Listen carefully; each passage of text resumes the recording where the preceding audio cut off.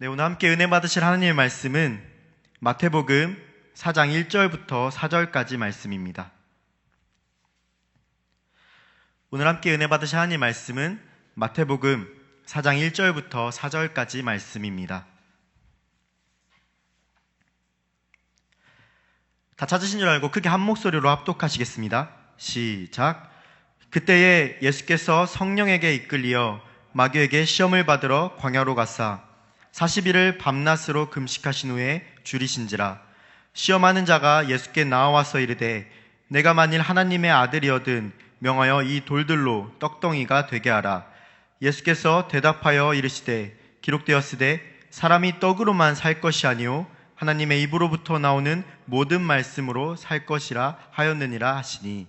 아멘. 오늘 함께 은혜 받으실 이 말씀을 통하여서 나의 생각보다 나의 뜻보다 라는 제목으로 함께 은혜 받으시길 간절히 소망합니다. 오늘부터 사순절 기간이 시작이 됩니다. 우리가 이 그리스도의 성도로서 우리를 구원하시기 위해 그 고난당하신 예수님을 기억하면서 우리가 삶에서 그 예수님의 고난의 십자가를 묵상하는 그러한 시간이 되기를 간절히 바랍니다. 그래서 특별히 오늘 함께 나눌 이 말씀을 통해서 우리의 삶에서 끊임없는 그 영적인 전쟁에서 어떠한 믿음을 가지고 나아가야 하는가 생각하면서 함께 말씀 나누기를 바랍니다. 잠깐 제 얘기를 조금 나누겠습니다. 제가 이 어렸을 때에는 저희 이 집 앞 놀이터나 또 초등학교 주변에서 참 많이 놀았던 그러한 기억이 있었습니다. 물론 제가 이 많은 나이는 아니지만 요즘 초등학생들이나 그 청소년 아이들을 볼 때 좀 아쉬운 부분은 이 핸드폰으로 할 수 있는 것들이 너무나도 많아서 직접 만나서 뛰어놀고 또 부딪히면서 노는 그 문화가 많이 사라졌다는 것이 너무나도 아쉽습니다. 심지어 현재는 이 코로나라는 그 어려움으로 더더욱 그런 문화가 현저하게 줄어들지 않았는가 하는 생각이 듭니다. 제가 이 초등학교 때에는 이 휴대폰이란 것이 없어서 집 전화로 직접 통화를 하거나 아니면 그 친구들의 집에 직접 찾아가서 친구들을 부르기도 했지만, 신기하게도 그 약속한 만남도 아니지만 항상 비슷한 시간대에 놀이터에 그 친구들이 항상 모여있던 것을 그렇게 놀던 경험이 있습니다. 우리들이 만나서 그 노는 그 놀이 모양은 다양했지만, 제가 남자이라서 그런지 모르겠지만 저희는 주로 이 비비탄총 싸움과 또 경찰과 도둑이라는 그런 게임으로 술래잡기 같은 것을 많이 했습니다. 물론 재미는 있었지만 이러한 놀이를 하다가 보면 어쩔 수 없이 좀 싸우게 되는 그런 경우가 많았습니다. 근데 누가 잘못했고 또 누가 반칙을 했으며 또 누가 룰을 제대로 지키지 않았다라는 등 이러한 싸움의 원인이 항상 있게 되었던 것입니다. 그렇게 서로 화내고 또 싸우고 다시는 안 볼 것처럼 그렇게 돌아서도 다음날이 되면 언제 그랬냐는 듯 다시 또 만나서 놀고는 했습니다. 제가 이렇게 어릴 적 얘기를 한 것은 제가 어렸을 때 이 친구들과 놀다가 싸우고 화내고 또 서로의 그 잘잘못을 따지면서 다시는 안 볼 듯이 각자의 집으로 돌아갔지만 결국에는 그 다음날이 되어서 또 어울려서 놀아야 하기 때문에 우리가 그 친구들과 만날 수밖에 없는 그 서로의 존재가 필요하다는 것을 말씀드리고 싶습니다. 학생들이 학교가 아무리 싫다고 해도 개학을 하고 나면 어쩔 수 없이 가야 되는 것이 당연한 것입니다. 또 직장에 다니면 아침에 일어나는 것이 너무나도 힘들어도 어쩔 수 없이 잠을 깨서 출근하는 것이 우리들의 당연한 그런 일상인 것입니다. 그런데도 우리에게는 항상 고민이 따르게 됩니다. 바로 유혹입니다. 대학생분들은 아마 공감하시겠지만 우리가 1교시에 수업이 있는 날에 그 아침에 수많은 고민을 하게 됩니다. 내가 이 수업에 빠진 적이 없으니 오늘 딱 한 번만 빠져도 괜찮지 않을까? 나는 이 수업을 열심히 참여했으니까 한 번쯤은 괜찮겠지 라는 그런 유혹에 잠기게 됩니다. 여러분들이라면 이런 유혹 속에서 과연 어떠한 결정을 하시겠습니까? 오늘 본문에서는 이 예수님께서 마귀에게 시험을 받으시는 그러한 장면이 나오고 있습니다. 우리 다 함께 본문 1절 말씀 함께 읽도록 하겠습니다.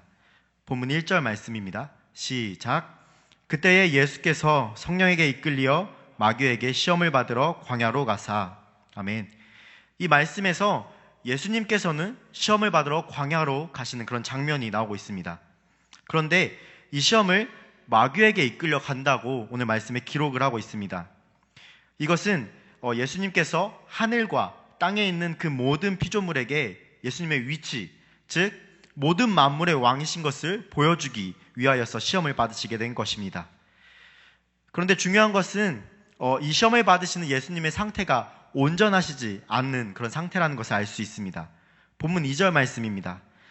40일을 밤낮으로 금식하신 후에 줄이신지라. 이렇게 예수님께서는 하나님의 아들, 즉 신이시지만 동시에 우리들과 같은 그런 사람의 모습으로 이 땅에 오신 분이십니다. 결국 이 예수님께서도 우리들과 같이 육체적으로 고통을 느끼신다는 것입니다. 그런 예수님께서 육체적으로나 또 이 심적으로나 스스로 만족시키려고 하시지 않으셨음을 오늘 이 말씀에서 알 수 있습니다. 그렇게 40일이라는 이 낮 동안 밤낮으로 금식하시면서 오직 성부 하나님께만 의지하여 예수님의 그 순종하신 그 예수님의 상태는 굶주려 있는 그런 상태라는 것을 알 수 있습니다. 저도 이렇게 몇 번의 금식했던 경험이 있지만 제가 최대로 금식을 하면서 기도했던 기간이 3일입니다. 금식을 해보신 성도님들은 물론 아시겠지만 사람이 아무것도 먹지 않고 이 3일이라는 시간을 버티는 것이 충분히 가능은 합니다. 근데 누구에게나 그 똑같이 주어지는 그 시간이 유난히 길게 느껴지는 것을 알 수 있으실 겁니다. 제가 이 설교를 준비하면서 사람이 과연 아무것도 먹지 않고 얼마나 살 수 있을까 궁금해서 인터넷을 한번 찾아보게 되었습니다. 사람에 따라 차이는 있겠지만 보통 3주 정도가 최대라고 나오게 되었습니다. 3주면 약 20일 정도, 21일 정도로 이 기간으로 예수님께서 금식하신 일수의 절반이 되는 기간입니다. 다시 말해서 우리가 버틸 수 있는, 인간이 아무것도 먹지 않고 버틸 수 있는 기간이 약 20일 정도인데 그것의 2배 되는 40일이라는 그 시간을 예수님께서, 인간의 모습으로 오신 예수님께서 금식하셨다는 것입니다. 그렇다면 생각해 봤을 때 이 말씀처럼 40일을 금식하신 우리와 같은 인간의 모습이신 예수님께서는 얼마나 굶주리셨으며 몸에 힘조차도 남아있기 어려운 정도시지 않았을까 하는 그런 생각을 감히 해보게 되었습니다. 그런데 우리의 이런 연약한 모습을 가장 좋아하는 것이 있습니다. 바로 사단입니다. 사단은 늘 우리의 연약함을 통해서 우리를 넘어뜨리려 하고 우리의 관계를 분열시키려 하며 또 끊임없이 미혹을 하고 있습니다. 여기 계신 성도님들 스스로의 가장 연약한 부분이 무엇이라고 생각하십니까? 아무리 건강하고 또 강한 사람이라고 할지라도 남들이 모르는 혹은 누구에게도 알리고 싶지 않은 그러한 연약함은 분명히 존재할 것입니다. 그런데 그것이 꼭 내부적인 그런 부분이 아닐 수도 있지만 어느 누구에게나 이러한 연약한 모습들이 하나씩은 분명히 존재한다는 것입니다. 우리의 이러한 연약함을 알고 사단이 우리에게 바로 그렇게 접근하는 것이죠. 그렇다면 우리가 이러한 사단의 미혹과 또 이 시험 속에서 과연 어떠한 믿음의 자세를 가져야 하는지 함께 나눠보기를 원합니다. 먼저 첫 번째로 영적으로 분별하는 믿음의 자세를 가져야 한다는 것입니다. 우리 함께 본문 3절 말씀을 읽도록 하겠습니다. 본문 3절 말씀입니다. 함께 읽겠습니다. 시작.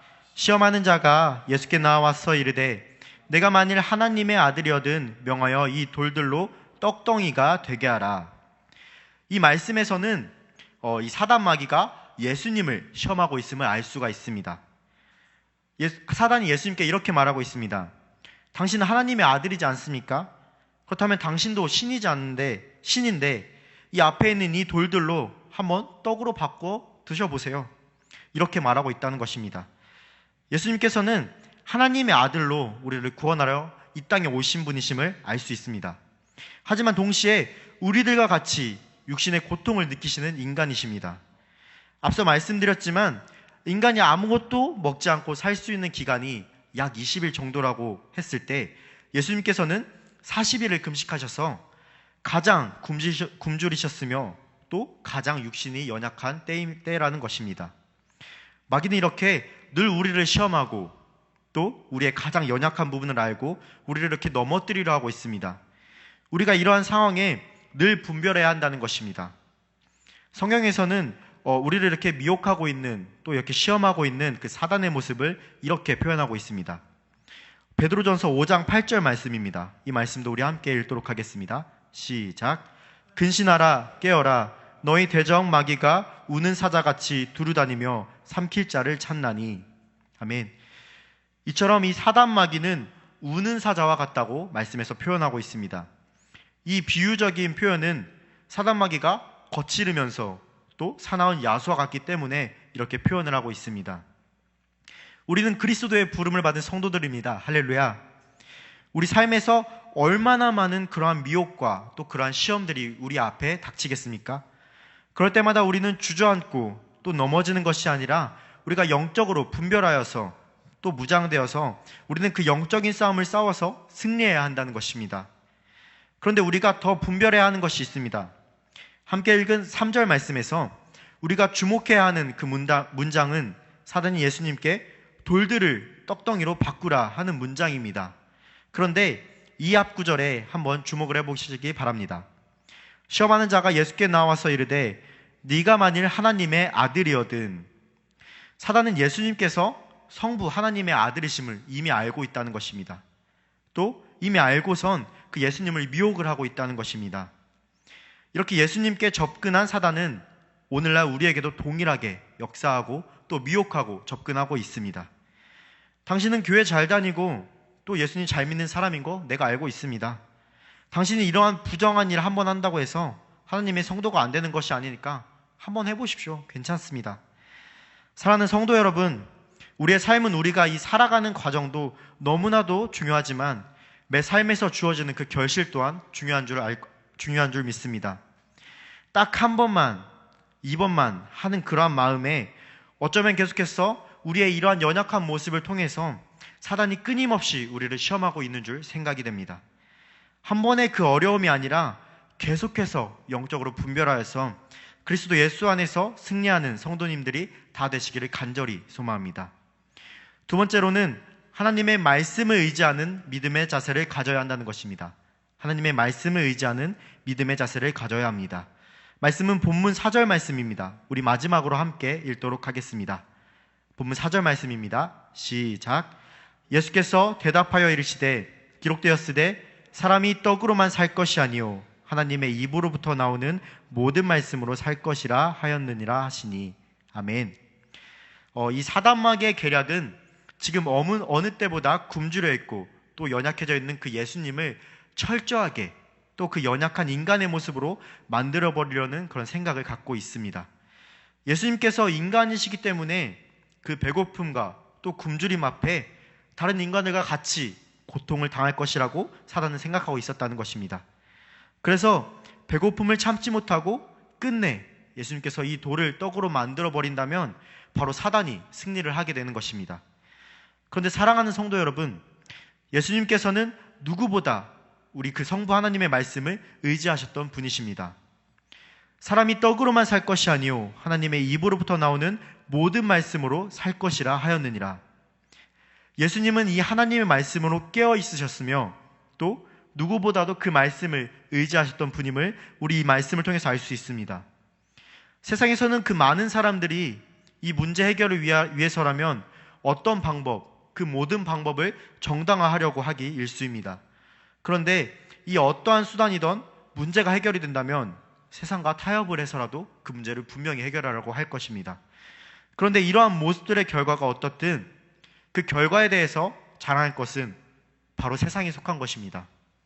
예수님께서는 요한일서 2장 16절 말씀을 이렇게 말씀하십니다. 제가 읽도록 하겠습니다.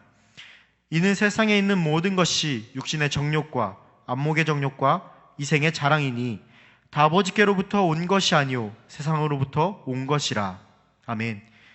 우리가 이 생각을 해봤을 때 우리의 육신을 즐겁게 해주는 것들과 또 우리의 그 눈으로 바라보기에 좋은 것들은 모두 다 세상에서의 자랑에 그친다는 것입니다. 세상에서의 부와 또 그 명예, 권력들은 우리가 소망하는 천국에서는 아무런 가치가 없다는 것입니다. 다시 한번 이 본문 말씀으로 돌아와서 우리는 세상의 것들이 아닌 하나님의 것, 즉 하나님의 말씀으로 살아가기를 힘써야 한다는 것입니다. 앞으로도 계속해서 이 사단마귀는 세상에서 굶주리고 또 연약해져 있는 우리들을 끊임없이 시험하려고 또 미혹하려고 할 것입니다. 그러나 우리는 이 세상의 유익으로 살 것이 아니라 오직 하나님의 말씀을 의지하여 믿음으로 살아가기를 간절히 원합니다.